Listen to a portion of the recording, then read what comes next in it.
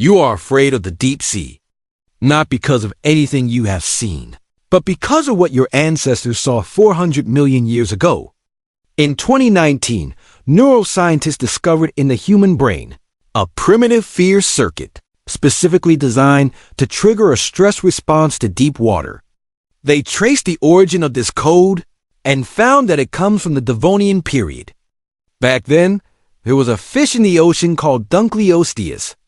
Its bite force reached 80,000 pounds per square inch, which is greater than the impact force of a sniper rifle bullet. The speed at which it opened its mouth was twice as fast as your blink.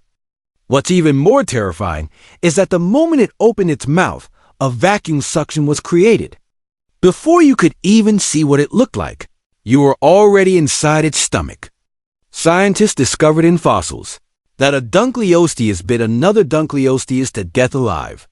In other words, your current inexplicable fear of the deep sea is not a psychological problem, but an ancestor from 400 million years ago living inside your DNA who is telling you not to go into the water. So here comes the question. What on earth is the background of this monster that left an unforgettable mark on your ancestors? 419 million years ago, Earth was completely different from today. At that time, the Earth, 85% of its surface was covered by oceans, which is a full 15% more than today. If we brought the sea levels of that time to the present day, Beijing, Shanghai, and New York would all be underwater. Furthermore, the continents back then did not look like they do now. There was no Africa in the world, but rather a landmass called Euramerica, which was today's Europe and North America pieced together. The southern hemisphere had a supercontinent called Gondwana, which packed Antarctica, India, Australia, Africa, and South America all together. In other words, it was a true water world, and Dunkleosteus was the absolute ruler of this water world. Scientists gave the Devonian period a nickname called the Age of Fishes, but this name is far too gentle. If it were up to me to name it, I would call it the Age of Ocean Meat Grinders, because in the oceans at that time, an unprecedented fleet of killing machines had evolved, and Dunkleosteus was the most insane among them. It belonged to the class Placodermi, making it the first multi-ton apex predator in Earth's history. Before it, the largest hunters in the ocean probably weighed only a few dozen kilograms. But as soon as Dunkleosteus appeared, it instantly pushed body weight to over 2 tons. What does 2 tons mean? Even the heaviest great white shark today is only 9 tons, which means Dunkleosteus was heavier than the largest great white shark. But weight wasn't the most terrifying part. The most terrifying part was its anatomy. Have you ever seen a tank? The head and front half of Dunkleosteus's body were like a living tank. Its skin was not made of ordinary scales, but consisted of a solid sheet of bony armor, extending from the top of its head to the front of its torso, reaching a thickness of up to 5 centimeters. The material of this layer of armor is called dermal bone, with a hardness close to human teeth. What does this mean? It means that even if you had weapons, you wouldn't be able to pierce it. And even if you did pierce it, you wouldn't be able to run away, because its speed was much faster than you think. Paleontologists discovered through fluid dynamic simulations that Dunkleosteus's swimming speed could reach up to 30 kilometers per hour. This speed was a full 4 times faster than an Olympic swimming champion. Furthermore, it wasn't picky about locations. It could go to both shallow and deep seas. They were in North America, Europe, and Africa. No matter where you fled, you could encounter this thing. But what truly made Dunkleosteus legendary was its mouth. You might have heard that Dunkleosteus had no teeth. This is true, but it's not good news. Rather, it was the beginning of a nightmare, because it didn't need teeth. Its upper and lower jawbones directly formed 2 massive bony plates, with edges as sharp as scissors. When these 2 bony plates closed, it wasn't a bite, but a shear. Imagine a pair of industrial shears 2 meters long, snapping shut with a force of 80,000 pounds per square inch. Whatever bone, armor, or outer shell lay before it, it would all be like hot butter. Scientists conducted a comparative experiment. When a .50 caliber sniper rifle bullet hits a target, the pressure generated is approximately 1.5, 10,000 pounds, whereas Dunkleosteus' bite force was more than 5 times that of a sniper rifle. What kind of concept is this? This means that if a Dunkleosteus bites your arm, it doesn't just bite your arm off, but rather slices your arm open directly at the molecular level. Moreover, it bites incredibly fast. In 2006, a research team at the University of Chicago used a computer to simulate the biting mechanism of Dunkleosteus and discovered a shocking fact. The lower jaw of Dunkleosteus utilized a structure called a 4-bar linkage. This structure is used in modern engineering for pump jacks. Through this mechanism, Dunkleosteus could complete the action of opening its mouth within 20 to 60 milliseconds. It takes a human 100 to 150 milliseconds to blink once. In other words, in the time it takes you to blink once, Dunkleosteus would have already opened its mouth and bitten twice. But the most terrifying part isn't the speed, but rather the side effect brought by this speed. When Dunkleosteus opened its mouth at this insane speed, it would create an instantaneous negative pressure zone in front of its mouth, which is a vacuum. This vacuum would generate a powerful suction, sucking in everything around it. Therefore, when facing Dunkleosteus, you don't even need to be caught up to by it. As long as you are within 5 meters in front of it, the moment it opens its mouth, you will be like being sucked by a vacuum cleaner, flying directly into its mouth. And then GG, game over. You might think, the number of such abnormal creatures should be very small, right? Quite the contrary, the Dunkleosteus family had over 10 different species, spread across major oceans worldwide. Moreover, they existed for a full 50 million years, nearly running through the entire Devonian period. In other words, during those 50 million years, no matter which corner of the earth you were in, or at what point in time you went into the water, there was an extremely high probability of running into this group of underwater tanks. What drives people to even more despair is that Dunkleosteus was not the largest. Among the relatives of Dunkleosteus, there was a fellow called Heterosteus, whose body length could reach 6 meters, equivalent to an adult killer whale. Although scientists believe that Heterosteus might have been a suspension feeder, feeding on plankton just like today's whale sharks, just its body size alone was enough to make anyone's heart race. Furthermore, Dunkleosteus was not the only nightmare in the sea back then. Do you still remember what I said earlier? The Devonian period was the era of the ocean meat grinder. Dunkleosteus was merely one gear in the meat grinder, and there was a bunch of equally abnormal teammates right next to it. For instance, the Lacognathus. This fish belonged to the low-fin fish class and is a distant relative of today's coelacanth. Its body length could reach 4 meters, and its weight exceeded 160 kilograms, equivalent to an adult lioness. The most terrifying part of Lacognathus was its head. Its skull was not a single solid piece, but was rather composed of many loosely connected bones, somewhat like the skull of a snake. This structure made its mouth extremely flexible, allowing it to open to a huge angle instantaneously, and then snap shut at an extremely fast speed. Scientists found a prey item inside the stomach of a Lacognathus that was nearly half of its own body length. In other words, this fish could swallow in one bite something roughly the size of a human. Moreover, the teeth of Lacognathus were even more disgusting. Its mouth was packed with needle-like sharp teeth, and there were also 2 fangs at the very front that could extend and retract like a switchblade. When the prey was swallowed inside, these teeth would pierce deeply into the prey's body, making it completely unable to break free.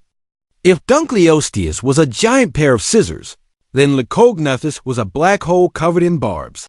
But this wasn't even the most outrageous part. In the Devonian seas, There was also a group of arthropods called sea scorpions. Their scientific name is Eurypterid, and their appearance was like a scorpion magnified dozens of times. The largest species among them was called Echolopterus, whose body length could reach to 5 meters, and its weight might exceed an adult reindeer. A 2.5-meter long scorpion. Can you imagine that? These sea scorpions, some grew giant claws that could crush the bones of their prey. Some had a sharp sting at the end of their tails that was very likely venomous. And others evolved blade-like telsons that could slice prey directly into 2 halves. The most over-the-top part was that these sea scorpions didn't just operate in the sea. Some could even crawl ashore. So in the Devonian period, even if you were lucky enough to evade Dunkleosteus and crawl onto the beach, you could still be dragged back into the water by a 2-meter-long sea scorpion. And even if you stayed far away from the ocean and ran to inland rivers and lakes, it still wasn't safe. The Devonian was the first time on Earth that true freshwater monsters appeared. There was a creature called Hyneria, whose body size was about the same as the largest bull shark, yet its teeth were twice as long as a bull shark's. They specifically lived in murky waters, relying on special sensory organs to detect prey. Even more terrifying, some freshwater fish evolved powerful pectoral fins, allowing them to leap out of the water and snatch animals off the shore in a single bite. In other words, during the Devonian, whether you were in the ocean, on the shore, or by the river, you were prey. So, how did this pack of monsters eventually disappear? The answer is a mass extinction. About 372 million years ago, at the end of the Devonian period, a large-scale mass extinction event occurred. This extinction lasted for millions of years and was composed of multiple independent catastrophic events. To this day, no one has completely figured out what triggered this disaster. Some say it was volcanic eruptions. Some say it was an asteroid impact. Some say it was ocean anoxia caused by the massive expansion of plants. And some have even proposed that cosmic rays released by a supernova explosion killed off most marine life.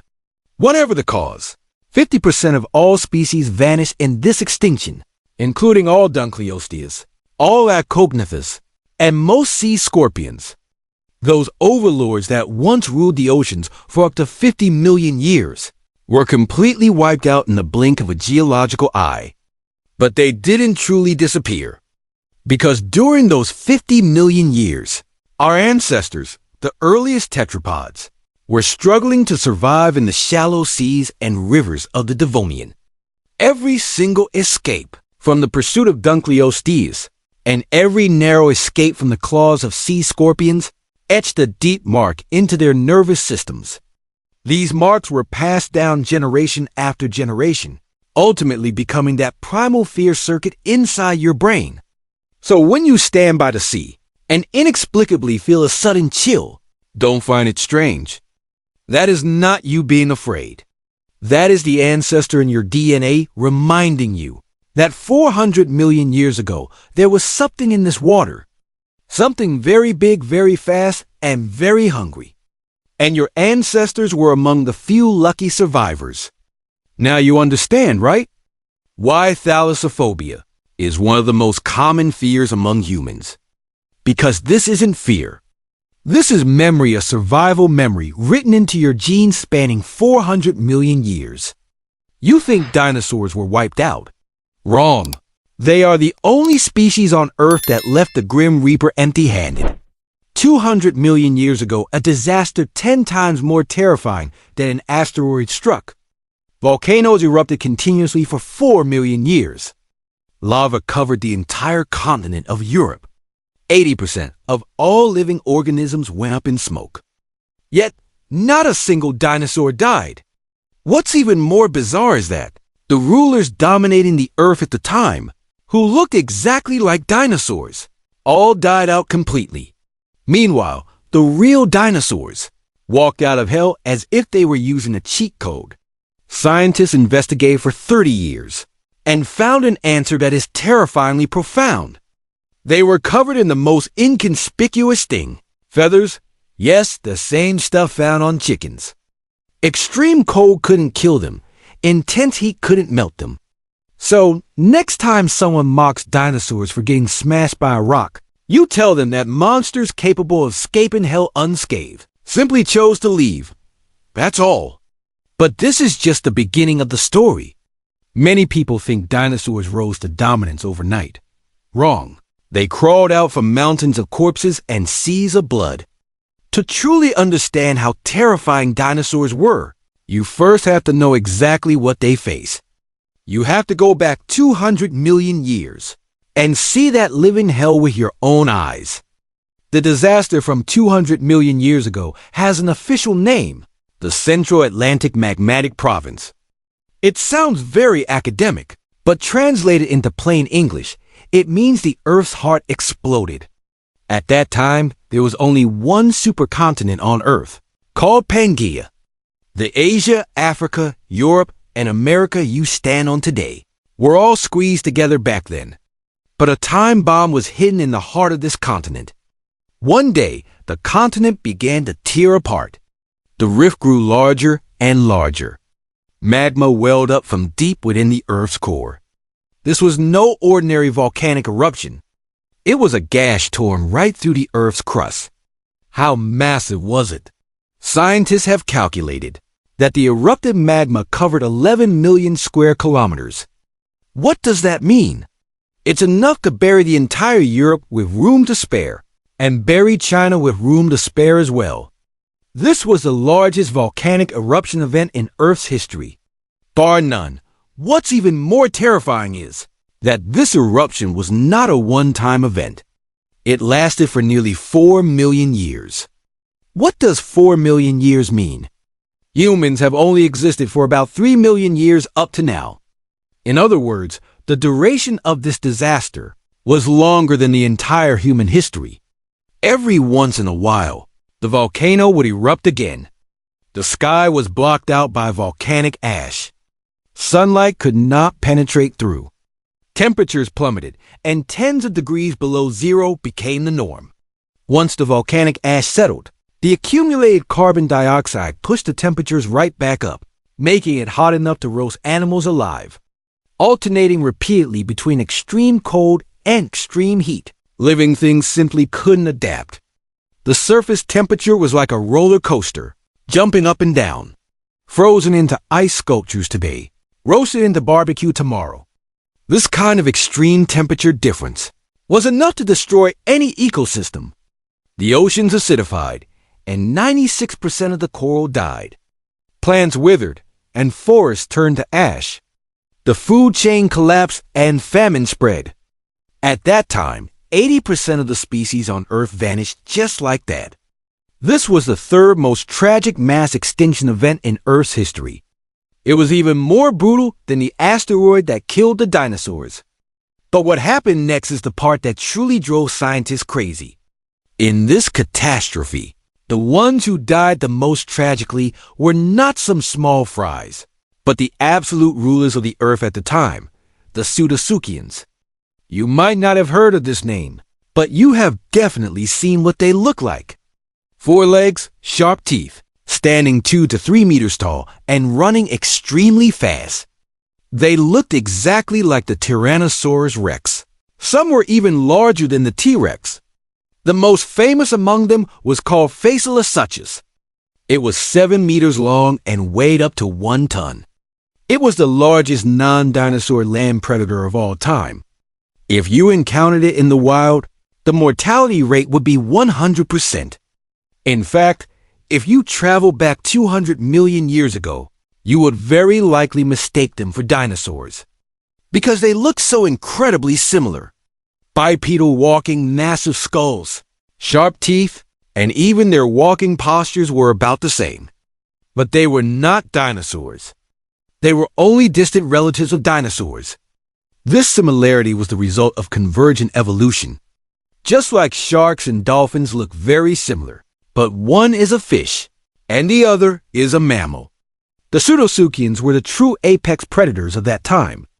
They ruled the land, while dinosaurs could only barely survive in their shadow. Then the volcano erupted. The Pseudosuchians were almost completely wiped out. Whether they were carnivores or herbivores, large or small, they all vanished and only a tiny fraction survived, evolving into today's crocodiles. And the reason crocodiles could survive was because they hid in the water. But the dinosaurs, they survived out in the open on land. They didn't hide. They didn't flee. They faced it head on. This is where it gets bizarre. The Pseudosuchians and dinosaurs lived on the same land, ate roughly the same things, looked pretty much the same, and were very closely related genetically, both being archosaurs. Logically speaking, the disaster they faced was exactly the same, so their survival probability should have been about the same too. Why did one go extinct, while the other managed to survive entirely? Scientists puzzled over this question for decades. Various hypotheses emerged one after another, but none could fully explain this bizarre discrepancy. Until 2022, a groundbreaking discovery finally solved the mystery. Scientists found a large number of signs of extreme temperature adaptation in dinosaur fossils. They discovered that the growth pattern of dinosaur bones was completely different from that of today's cold-blooded animals. Dinosaurs were warm-blooded. What does this mean? It means dinosaurs could generate their own heat and maintain their body temperature in cold environments. But just being warm-blooded wasn't enough, because warm-blooded animals lose heat. If they couldn't keep warm, generating no matter how much heat inside would be useless. The answer lay within that layer of feathers. In 2024, the journal Nature published a groundbreaking paper. The research team analyzed a large number of dinosaur fossils from the Triassic and early Jurassic periods and discovered that the appearance of feathers on dinosaurs was much earlier than we previously thought. The earliest dinosaurs might have already had feathers. They didn't just grow them later on. They had them from the very beginning. And it wasn't just small dinosaurs. Even those big guys might have been covered in down like primitive feathers. This completely subverted our traditional perception of dinosaurs. The hairless, bare-skinned dinosaur images in movies might be completely wrong. This layer of feathers was the dinosaur's life-saving tool. When volcanic eruptions caused temperatures to plummet, cold-blooded animals like Pseudosuchians froze completely solid, while dinosaurs, relying on warm-blooded metabolism and the insulation of feathers, somehow managed to endure round after round of cold snaps. Once the temperatures rose again, dinosaurs could quickly regulate their body temperature and carry on eating and drinking as usual. This is why two types of creatures that looked so similar faced worlds apart in their fates. But feathers were just one of the dinosaurs' weapons. They had another hidden advantage, an omnivorous diet. Dinosaurs from 200 million years ago were completely different from the Tyrannosaurus rex in your mind. At that time, most dinosaurs were small in size, and they would eat absolutely anything. Plants, insects, small animals, and they wouldn't even turn down carrion. Pseudosuchians were different. They were specialized predators that only ate meat. Highly specialized dietary habits were an advantage during normal times because they only needed to focus on hunting. But when disasters struck, this instead became a death sentence. After the volcanic eruptions, massive numbers of plants died, the herbivore population sharply plummeted, and the entire food chain collapsed. Pseudosuchians couldn't find prey and could only starve to death. Their body structures dictated that they couldn't survive without meat to eat. As for the dinosaurs, if there was no meat, they ate plants. If there were no plants, they ate insects. If there were no insects, they dug for mushrooms. And if all else failed, they ate carcasses. Their survival strategy was simple and crude. They ate whatever could fill their bellies and were never picky eaters. This unselective dining style allowed dinosaurs to still find a way to live in a resource-scarce wasteland world. Even if the entire ecosystem collapsed, they could always find a little something to eat in the ruins. And there was a third factor: luck. Scientists analyzed the distribution of dinosaurs at that time and discovered an interesting phenomenon. Most dinosaurs were concentrated in the southern part of Pangaea, which is around today's South America and Antarctica. Meanwhile, the hardest hit area of the volcanic eruptions happened to be in the northern hemisphere. This meant that although dinosaurs didn't hide in the water, they were the furthest away from the volcanoes. The Pseudosuchians' home base was right near the eruption zone, bearing the brunt of it and suffering heavy losses. With the dinosaurs hiding in the south, it was the equivalent of naturally having a safe distance. Some scientists also discovered that the climate in the southern hemisphere was already relatively cool back then. So when the volcanic ash caused global cooling, creatures in the north plunged directly from the tropics into an icebox, with temperature drops sometimes exceeding 40 degrees. On the other hand, creatures in the south were already used to a cool environment, making it much easier for them to adapt.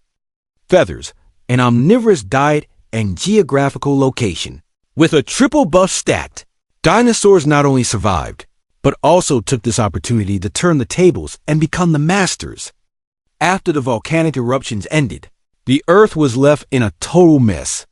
The former overlords, the Pseudosuchians, had nearly vanished, leaving their ecological niches vacant.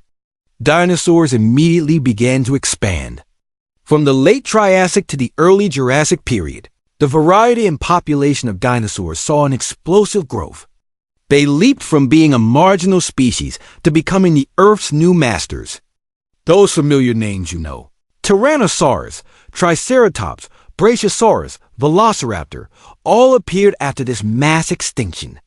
The descendants of the dinosaur dynasty, their existence was entirely thanks to their ancestors, who fought and survived through that volcanic hell. And dinosaurs didn't just increase in numbers.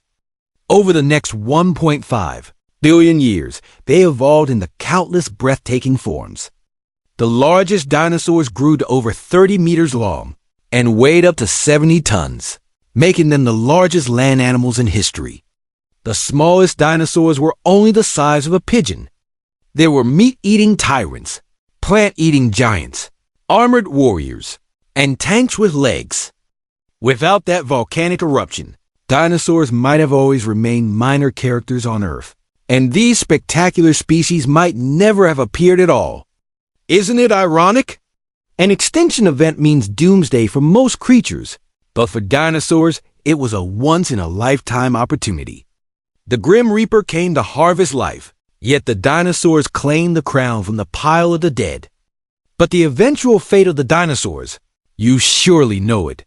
This time, the dinosaurs couldn't pull off another miracle. So next time someone mocks dinosaurs for being crushed to death by a rock, you can answer them like this: dinosaurs once walked out of hell. That was the volcanic purgatory 200 million years ago. And in that volcanic purgatory, guess how many seconds humans could last?